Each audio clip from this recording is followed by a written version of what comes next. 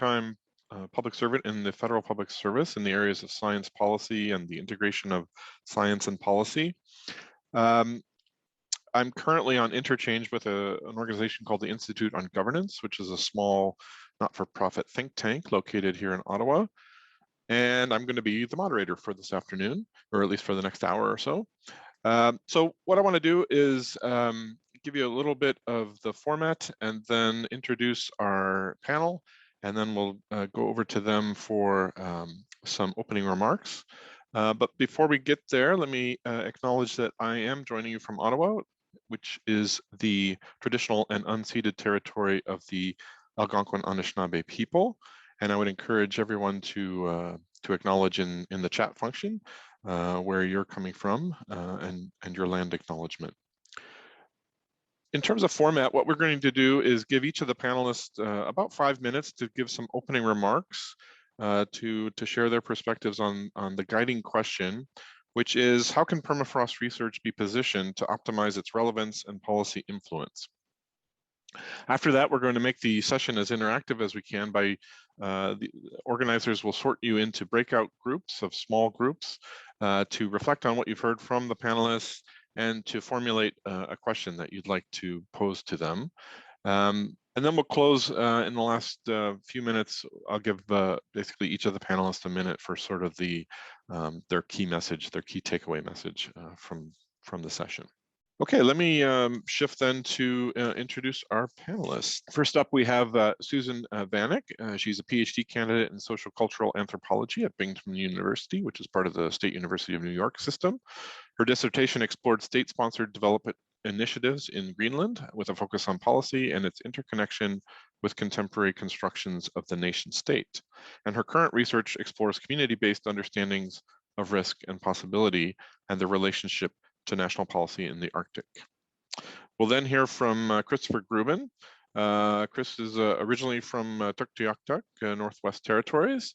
He is currently working as a land manager with the Inuvialuit Land Administration, working in land use planning, environmental assessments, and administration. So welcome, Chris. We'll then go to Dipika Deol, who is a reinsurance professional. She joined Swiss Re in 2016 and holds the role of head treaty underwriting of Canada and English Caribbean. And she's passionate about risk transfer, natural catastrophe models, and in finding sustainable solutions to risks. And last up, we'll have Homer-Dixon. He's the director of the Cascade Institute at Royal Roads University in Victoria, British Columbia. His current research focuses on threats to global security in the 21st century. He's got a recent book out that I'm actually reading. It's called Commanding Hope, The Power We Have to Renew a World in Peril. And he'll be talking to us about Cascade Institute's carbon feedback research roadmap. So without further ado, let's go to Susan for your opening remarks. Hello, everyone. And I'm sorry in advance for my voice. I have had a little bit of laryngitis lately, but we can work with it. So I'm an anthropologist by training. So my work doesn't directly focus on permafrost or permafrost thaw, but instead centers on how issues related to permafrost and other changes to the Arctic environment are understood at a local level, how they are framed in policy and research, and the overlaps and mismatches that arise from these often different perspectives. So what I can add to today's conversation is a brief overview of how social scientists approach policy and risk and how it may be useful to understanding today's topic. So from an anthropological perspective, policy is not accepted as neutral or rational or common sense, but is instead approached as a product of particular views of the world and particular histories. Policy reflects these understandings and seeks to influence the present as well as the future based upon it. But even as policy seeks to shape the social world of which it is a part, it is often subject to interpretation, concentration, and compromise. Therefore, policy is approached as mirroring, shaping, and being shaped by specific cultural and social worlds of which it is a part, through an ongoing process of interaction between governing bodies and other institutions, communities, actors, and objects. So when we begin to approach policy, social scientists often look at the histories of particular policies, how problems are defined within them, the understandings of the world they reflect, and the process of interaction and interpretation that they shape, as well as issues of power. So who gets a say in the policy process, and how much of a say do they actually get? As well as which views of the future do these policies seek to support and which are left out. Risk is viewed through a similar lens.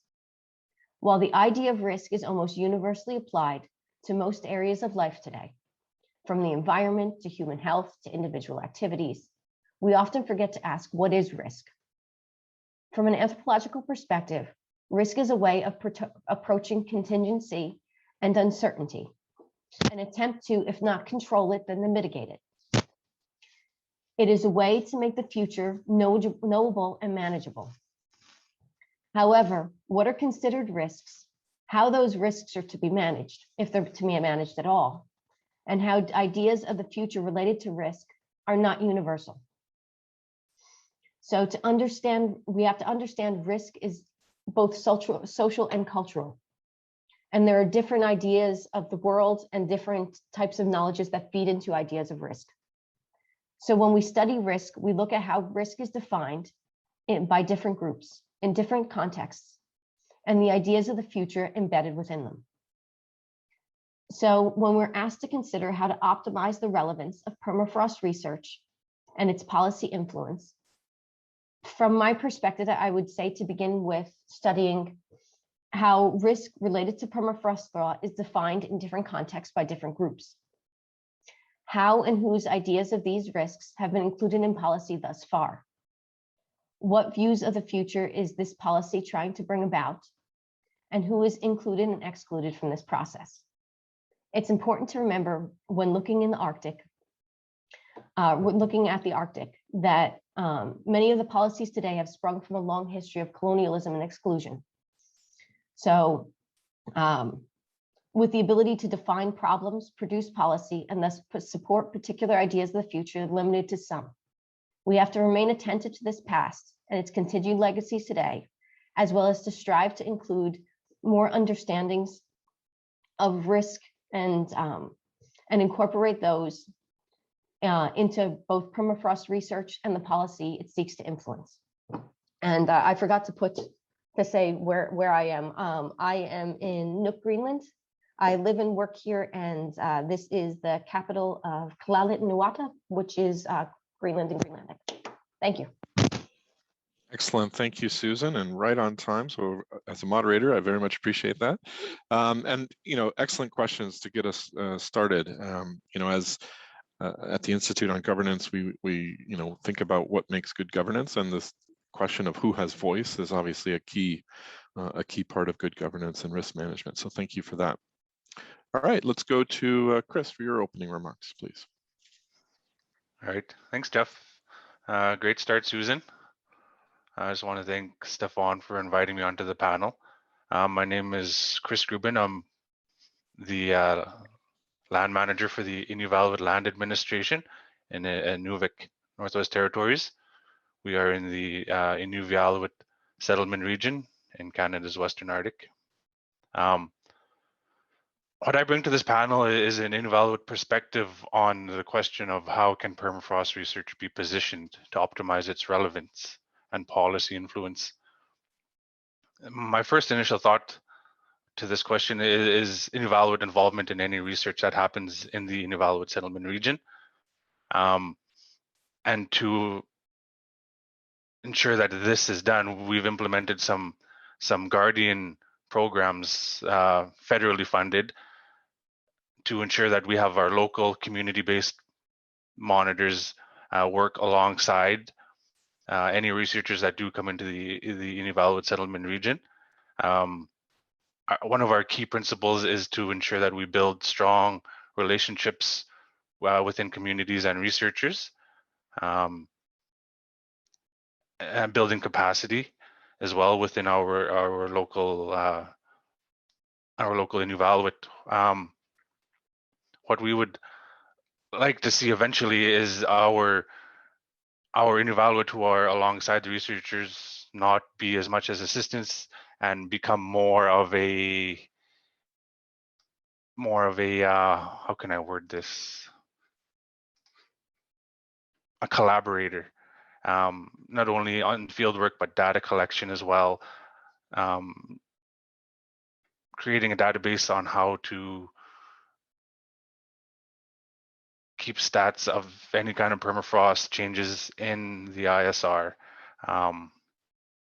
Yeah, I think that's one of our key goals, is to ensure that we have community involvement from our locals. So that's my perspective I'm coming at into the panel. So thanks. Thank you, Chris. And it's an absolutely important perspective.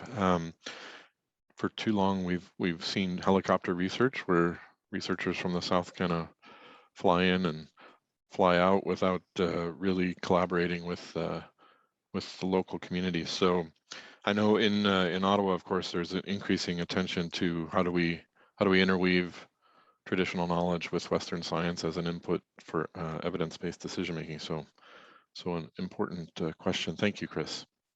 Dipika, over to you. Yeah, thank you very much. A quick sound check. You can hear me? Yep, sounds good. Thank you so much. So I'm dialing in from the city of Toronto, and I acknowledge that the land that I'm standing on is the traditional territory of many nations, including the Mississaugas of the Credit, the Anishinaabe, the Chippewa, the Haudenosaunee, and the Wendat peoples. And at the moment, it's a home to many diverse First Nations, Inuit and Métis. Thanks so much for having me included. And I realize that I would assume that I'm in the minority of the attendees here coming from an insurance background. But to Susan's point earlier in terms of how we view risk, it's very nice to be able to have a voice at this table. So thank you so much for bringing me in. I do want to share that when it comes to the view that we have within the insurance and the reinsurance industry, same thing.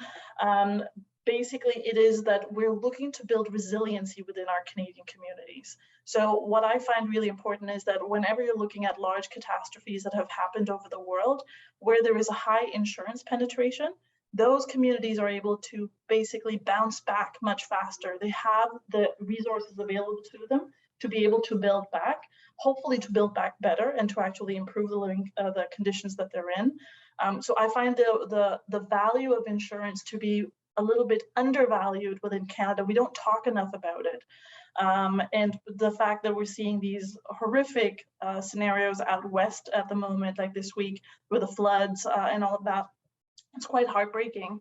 But I'm also quite certain that in terms of those communities that have been impacted by the events where there is insurance, they will be bouncing back faster than the ones who don't have insurance. So my angle on this whole conversation is that there is a lot of research that's done from a risk view, from a modeling perspective in terms of understanding certain types of perils. So particularly earthquake is something that's fairly well understood. Very robust modeling exists for that. It does not exist for permafrost at the moment. So my ask to the whole community here would be to consider to build research that helps enable a flow of capital to make sure the communities are going to be more resilient for the future. And what I like about this is that in terms of the Canadian footprint we have, the fact that the majority of the population lives so much closer to the southern point, not affected by permafrost regions, I find that we are in a good position now to be able to influence the right kind of policies, the right kind of building codes, the right kind of maintenance schedules that are required for even for infrastructure, for roads and that, so that we can build resilient communities further up north that have access to exactly the same kind of utilities that are available to Canadians living further south. So be it water, be it internet access, be it electricity, and to make sure that we build in resiliency plans when it comes to power outages, natural disasters, and that. So that basically is the input that I would have to this, is that I think much more influencing is needed to be done at a federal level to ensure that we are building to the right kind of codes and the right kind of standards to the environment that we see within the permafrost region. Thank you very much.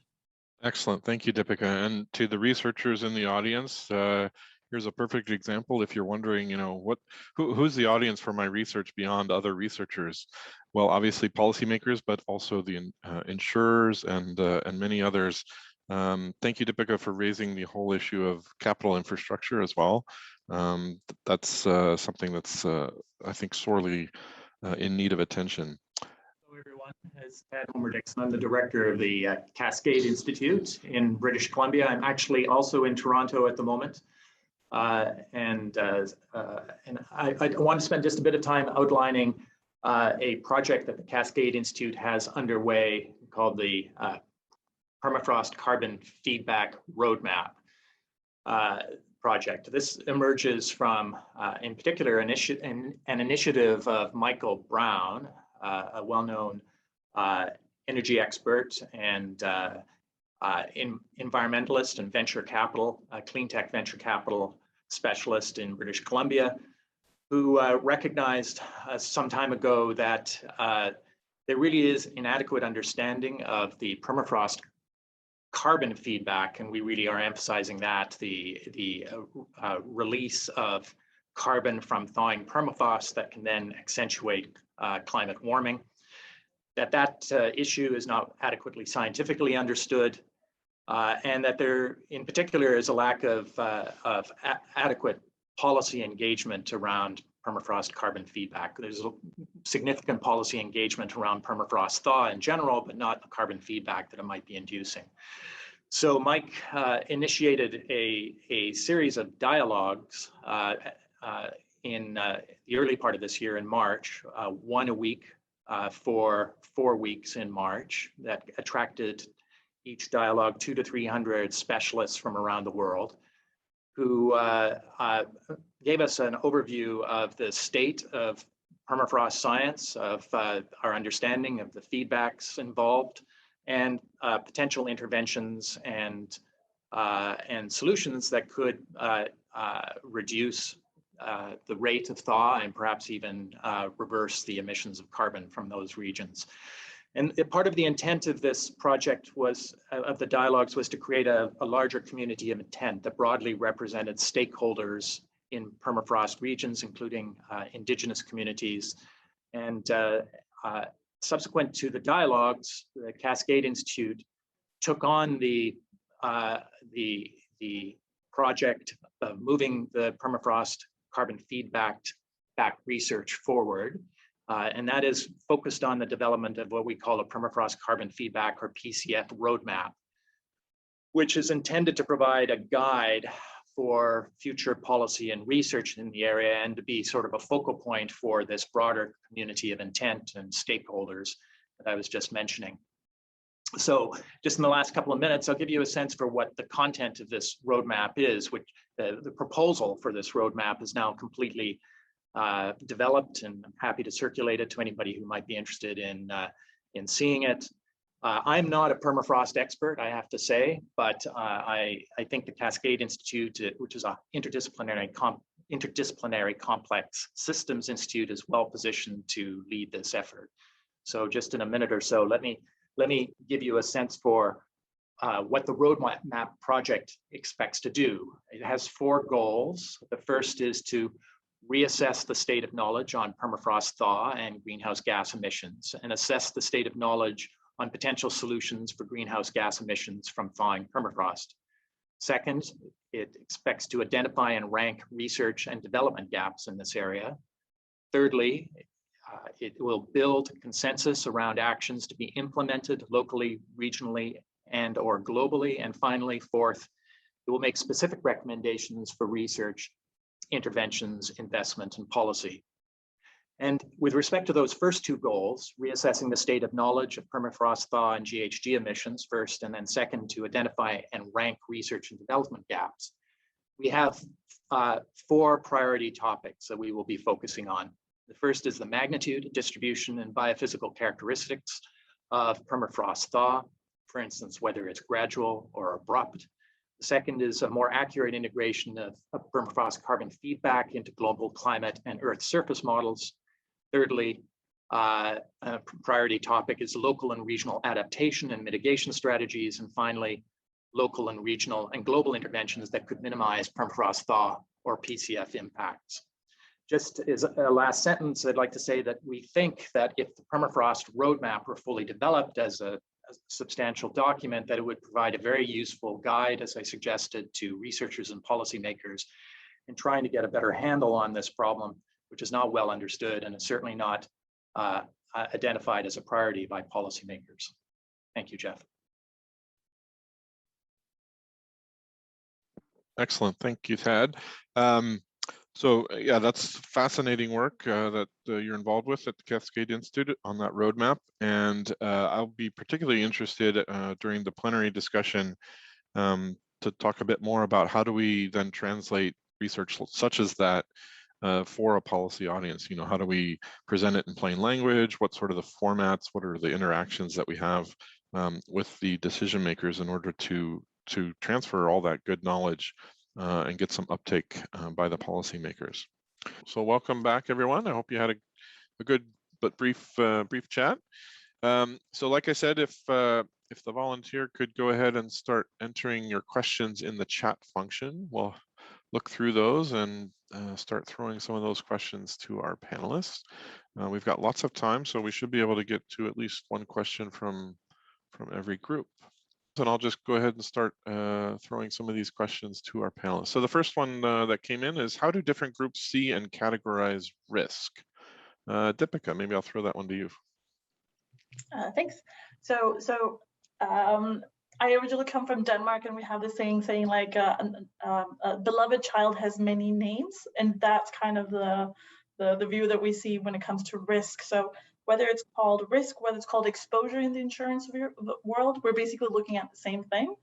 And we try to quantify it. So we have a very measurable approach of looking at risk. So we're trying to understand how much is the value that's being exposed to the risk, and what are the environmental factors, what is the risk component itself, and to be able to understand the interplay of that. So to make it very real, let's go back to that BC example. The exposed values per se would be, you know, people's houses, people's cars, people's even livelihood, if that is insurable. Those are things that you can actually put a monetary amount on. And then when you're looking at the risk component itself, that is the meteorological event that impacted that area. So I would like to phrase the fact that the exposures in terms of those values are very important, because there's a concept called insurability. And so, for instance, if I don't own my house, I don't have an insurable interest in that house. I can't take out an insurance policy for my neighbor and burn down their house and then collect my insurance premium. So it speaks to that kind of an insurable interest. So the exposure value is probably the easier part of it, but the risk component is really understanding what aspects, what characteristics of that risk can we also start to quantify. And that's the example that I used before, that when it comes to earthquake, there's certain shake parameters, there's certain land characteristics that we know of where we can anticipate how big the earthquake is going to be. Still, whether we're talking about BC or Quebec City, for instance, those risk characteristics are going to be quite different. So we have models for both.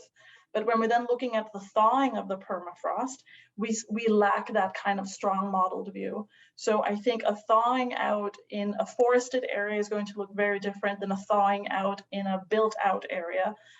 So there are a lot of characteristics when it comes to the thawing of the permafrost that we do not understand. So I hope that answered that question, but I know it's a bit wordy, sorry. No, that's fine. So Dipika, let me just follow up though. So in the work that Swiss Re does, do you have a lot of research that's done in-house? Do you rely on academic research to inform these models that you're talking about? How does that play out? Actually, both. So we tend to have we would like to bring things, knowledge in-house. So we would like to, for instance, if there is research being done, we may be commissioning it, or we may be working together with a set of researchers. So we basically do a bit of both, but we tend to be very open in terms of whether it's Swiss Re produced or whether it's outside researcher produced research. So we want to make sure that credit is given, credit is due where it's, I got lost in my saying there. But that makes sense. Good, thank you. Susan, maybe I'll go to you as well on this risk question. Yeah, what I would say is, thank you, Dipika. And I think from an insurance perspective, you're looking at risk in terms of monetary value. But what I would advocate for is a more inclusive idea of risk. So there are plenty of things that permafrost thaw will impact that aren't necessarily can be valued in dollars. So when we're looking at how to address permafrost thaw and how to make research more useful, we have to look at those things as well and try to see if we can't completely stop permafrost thaw, but how to protect some of these other things that may not be as quantifiable in numbers. Is that? Yeah, thank you, Susan. Tad or Chris, do you want to? Could you give an example of that, Susan, what you're talking about? These things that we cannot, put a price on, for instance? I think, Chris, you could probably talk to this as well. Like, permafrost thaw isn't just impacting the built environment, it's impacting the movement of animals, people's ability to hunt and interact with the environment like they have in the past. It's moving fish stocks, it's changing lots of things. So if we just look at our houses or our roads or that sort of thing, we're forgetting this whole big piece. And I think you would have to go to specific communities and talk to them about the changes that they're seeing and how it's impacting their lives and how they see their future in these places that are changing. Which again is not just the value of their houses. And Thank you, Susan. Chris or Tad? Yeah, I'll jump in. Thanks for that, Susan. From a ILA perspective and an Inuvialuit perspective, I think the way we can perceive risk is how the permafrost thaw can affect our land. For instance, we've got oil sumps that were created in the 1950s and 60s and 70s. They were capped with permafrost, and now with the climate change, the risk of these thawing and being exposed to the elements gets greater and greater every year that goes by, right? So, and this will affect everything from wildlife, fishing stocks, like Susan had mentioned. So to understand how permafrost change can affect, especially our sumps in our Inuvialuit settlement region, is one of probably our greatest risks right now, along with coastal erosion too, right? So that's how we can perceive what a risk is right now.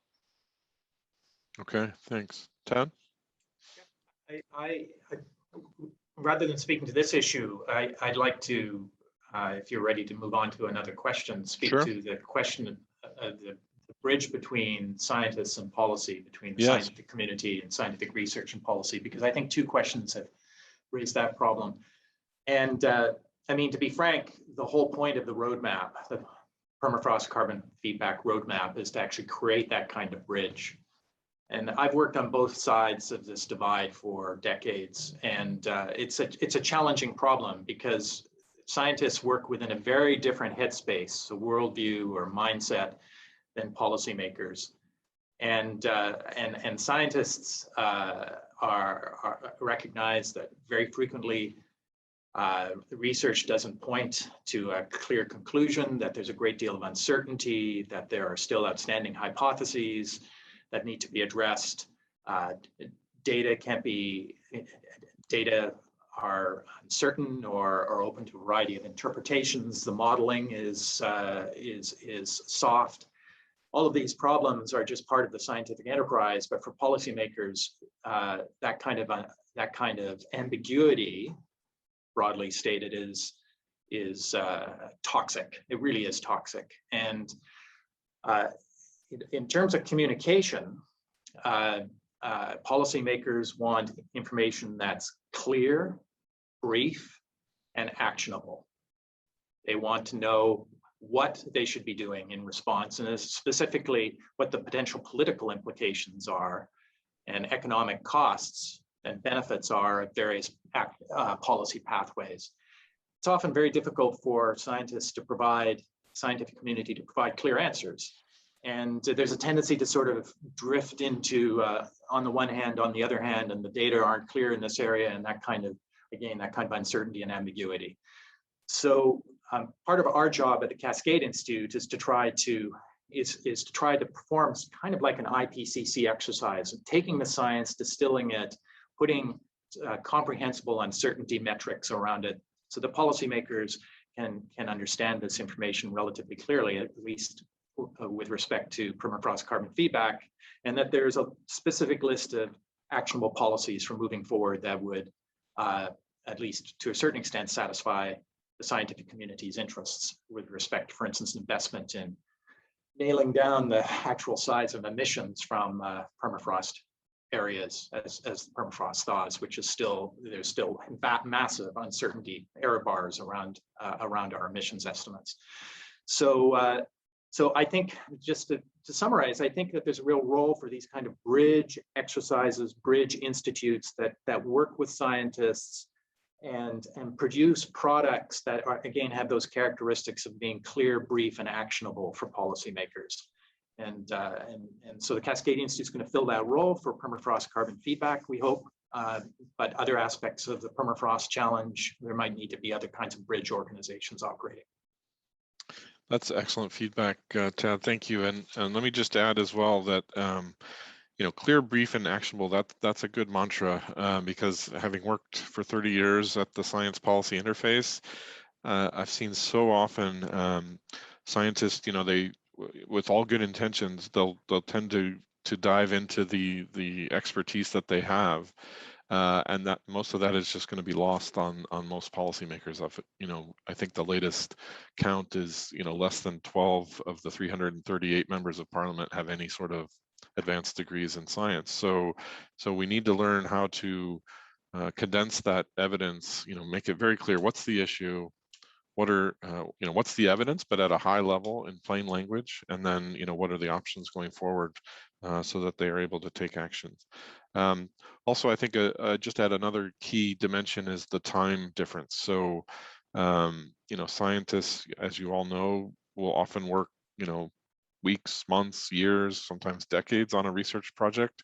The policy time scales are much shorter. I mean, at most, you've got sort of the 4-year mandate of a government, but typically they're needing to make decisions very quickly. And so then, the key message then is give them the best advice you have available at the time.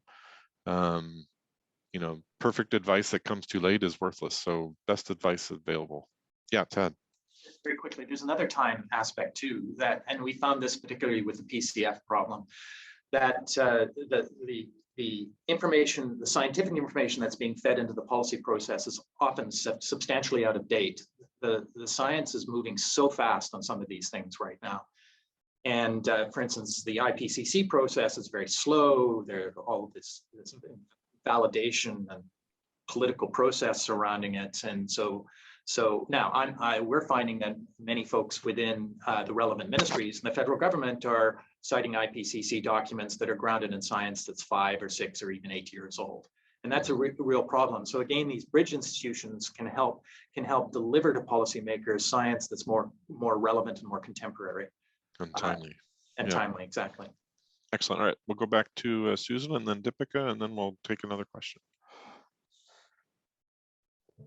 I just had two quick questions for you guys. And the first would be, I understand the necessity for being quick in producing the type of research and simplifying it in order to make it actionable through policy. But how do you do that and not create a false sense of security? And then my other question would be, when you put together the actions, who drafts these actions, and what sort of community feedback do you get when you put them together? And thank you. Those are good questions. Anyone want to take a stab at that? I'd love to take a stab at it, because it actually bridges one of the topics that Jeff and Tad were just talking about in terms of the time scale. So that difference in time scale between the scientific research, which takes a while, versus the political, sometimes blinkered view, is kind of what we can feel like they have, and they don't act on things quite to the degree of of minuteness that we probably would need, I think, from a more scientific point of view. I'd like to share an example recently that helped us on the insurance side. So we've been talking for years and years with the federal government about the need for a more robust framework around earthquake.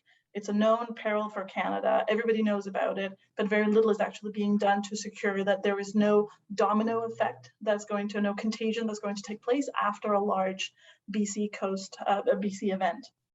So it wasn't actually until the pandemic hit that we finally felt that the federal government were ready to move. And I think now is actually still the right time to engage with policymakers. So what we have felt is that, well, after the pandemic happened, it kind of caught all of us by surprise, including federal government. But now there is this need for recognition that, well, I think the federal government can take I guess a jab on a pandemic that none of us were really anticipating, or most of us were not. But when it comes to known risks, so if we're talking about earthquake, if we're talking about the thawing of permafrost, everybody knows about these things. If there is no adequate policy in place, they're going to lose more than just face on this. And I think the timing is quite right. So one thing that has helped us on the insurance side that I would very much like to propose to this group is that we felt like we needed to actually invest some resources in specific people who have knowledge in how to communicate and how to influence the government. So whether they're PR people, whether they're lobbyists, but you need people who actually can penetrate the governments at various levels, both federal and provincial and local. So it's great to have Chris here on the panel. But I feel that in Canada, we're a multi-layered government, a multi-layered society. So you need a multi-pronged approach really to be able to influence properly. And the time frame of the research question, certain scenarios like the pandemic actually widen the prospect of policymakers. So I would say the time is ripe right now. Others? So Jeff, I could respond to Susan's questions, but I think maybe Chris might have something that he wants to say first. Chris? I'll let you go first, Thomas, and then I'll give a response after that. Sure. So I take your questions, Susan. They're very important. And one is sort of the issue of false certainty, and the second was the representativeness of the process. And I think they're both critically important.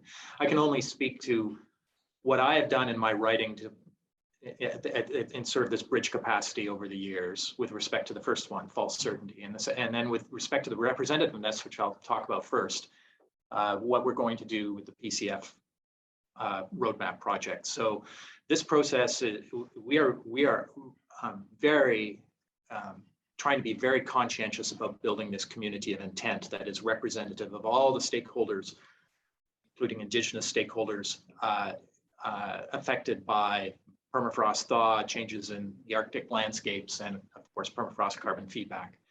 So the information that would go to policymakers will be passed through that community of intent first to make sure that it reflects the opinions and views and expertise of this broad community. And if there are any strong objections, we know about them and we deal with them before the recommendations are passed on to policymakers, before any kind of documentation is passed on to policymakers. So that's an integral element of our process within the planned permafrost carbon feedback roadmap process. So that's the issue of representativeness, which I think is critically important, and it's really a central concern of ours. In terms of false certainty, I think it's very much in the way you present the information. Things can be clear and brief and still acknowledge that there are critical data gaps. In fact, as Dwayne Fraze has emphasized for us over and over again, he's one of our advisors, we really don't have a good handle on the magnitude of carbon emissions from thawing permafrost. That's job one, is to actually get better data there. So one of the first things we're going to be saying to policymakers is we need a significant research investment here to nail down the figures, not just for small areas of the Arctic and of thawing permafrost, but ultimately to be able to extrapolate for the whole globe what the magnitude of emissions.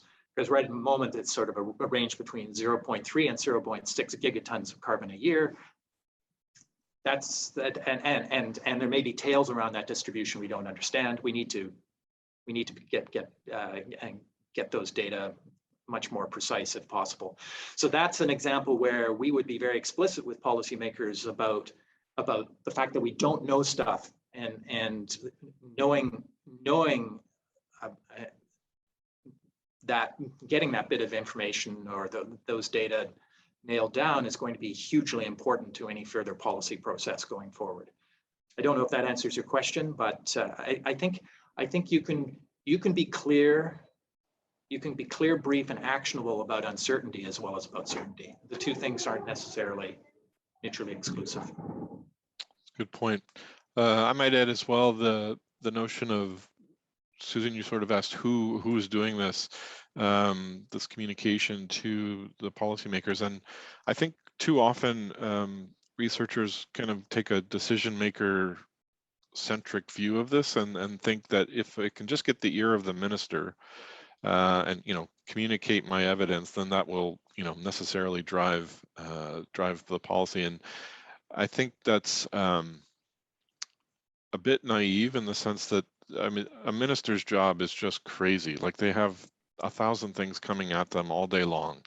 And so if you can, and what you want to try to do is influence as many of those inputs, to get them all pointing in the direction that you want. And so too often, I think we overlook the role that the public servants play in sort of synthesizing all of the advice that's out there and helping feed that to the minister. So I would encourage you all to think about, who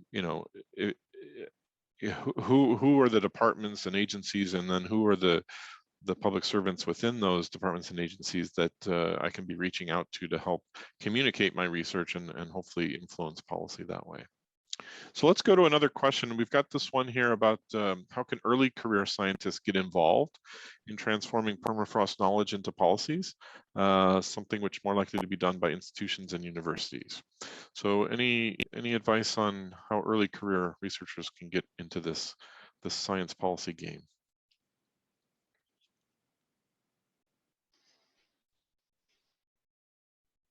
I'll start there if you don't mind, Jeff. Please, go ahead. All right, yeah, I know in the Inuvialuit settlement region, we work in collaboration with the ARI, Aurora Research Institute, as well as the GNWT, and I think some of the employees are part of this discussion today. But from my understanding, what they do is they have sort of mentorships where they bring in these early career scientists to help work with PhD scientists and start gathering information alongside our community-based monitors. This creates platforms for discussion between participants. It allows them to gain firsthand knowledge, experience from people in the field doing the permafrost study, right? Just a quick note on that. Yeah. Other ideas from the other panelists? There's a number of early career groups. Like there's APEX, which is the Association for Early Career Polar Researchers, which includes polar researchers from both Antarctica and the Arctic and across a number of disciplines. And there's different organizations for different countries. So there's a Canadian version of APEX. So you can become part of that. And there's other groups. I know in the United States, there's IARPIC, which is an interagency group that works particularly on relating policy issues across different collaborative groups for Arctic researchers. And then I would also encourage, when whatever research you're putting together, add in some sort of like policy and public outreach component. So how you're going to communicate your findings beyond just the research community. Mm-hmm. That's a key one. I'll never forget about, it's been probably 10 years ago now. I served on a peer review panel for SSHRC grants. And they had just recently introduced the knowledge mobilization plan as part of an application for a grant. And, you know, so you get the stack of proposals and I'm reading through all these and I realized that almost all of them were saying, okay, we're going to mobilize knowledge by publishing in, you know, an academic journal and speaking to our discipline-based conference. And of course, that's a very narrow view of, you know, I mean, that's more research communication, you know, interacting with other researchers. So this idea of, you know, develop plain language policy briefs, invite, you know, decision makers into your labs, you know, do an interview on, you know, the CBC or whatever. There's so many more things we can be doing to facilitate that knowledge uptake of the research beyond just the traditional ways that we communicate to other scientists. Other thoughts on what early career researchers might want to think about? I would add as well, obviously, you know, PermafrostNet, things like, you know, under Stefan's leadership, trying to take PermafrostNet to be more policy relevant. So organizations like this are a good way to get involved in that. And then beyond a particular focus on permafrost or the Arctic, you can think of things like the Canadian Science Policy Conference every year, which brings both academics and government people together to talk about the interface between science and policy. So things like that are easy ways to get involved and build your network. There's a U-Arctic as well, which has different thematic working groups. I forgot. Excellent, thanks. And I've lost my chat. Where's the next question? Oh, here it is. Okay, so let's see. There's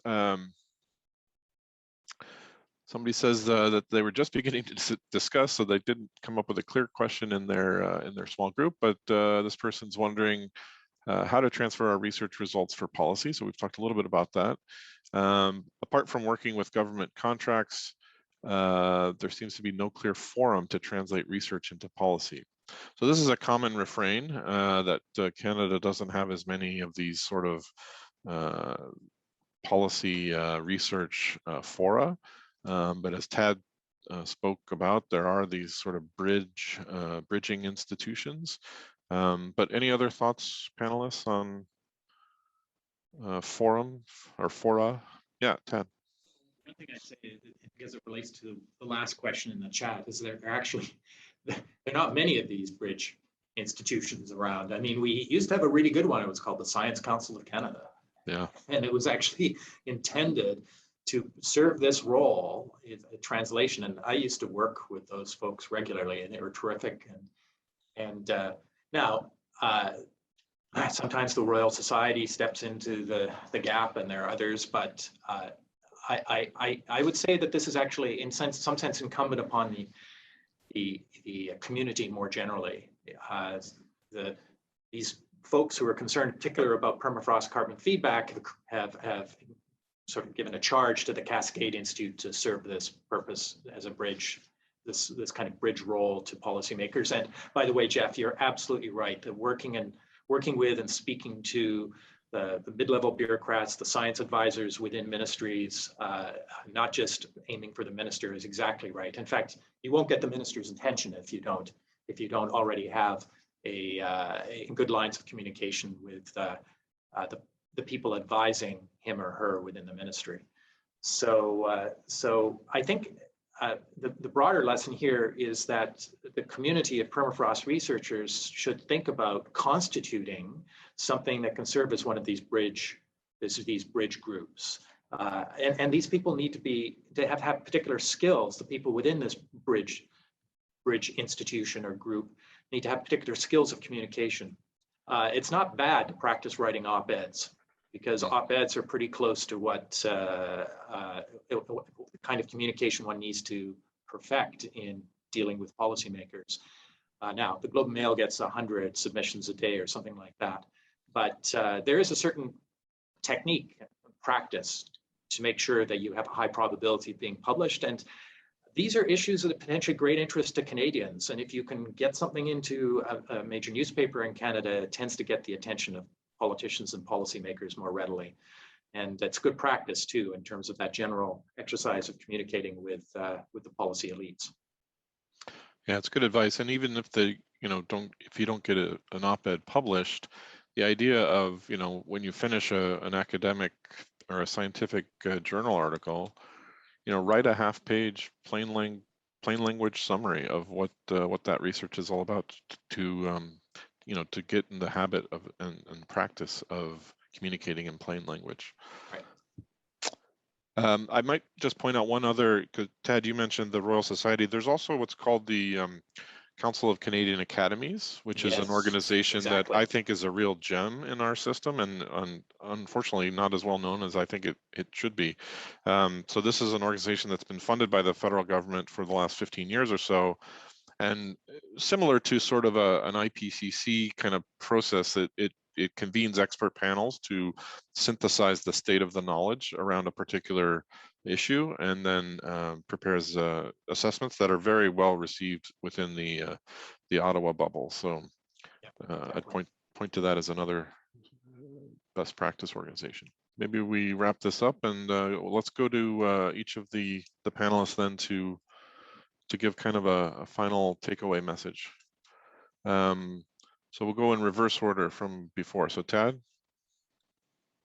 Yes, all I'd say is that I'd encourage anybody in this in the audience today, if you are interested in seeing the final version of the Permafrost Carbon Feedback Roadmap document or proposal. So it's a proposal that we've written to raise funding to do the roadmap. If you're interested in seeing the proposal, we'd be happy to circulate it to you for feedback. So just write me at the Cascade Institute or my personal email address, which is tad@Homer-Dixon.com. Thomas Adam Donald, if you're taking the letters TAD at Homer-Dixon.com, and we'd be happy to forward the document to you for your comments. Thank you, Tad. Dipika?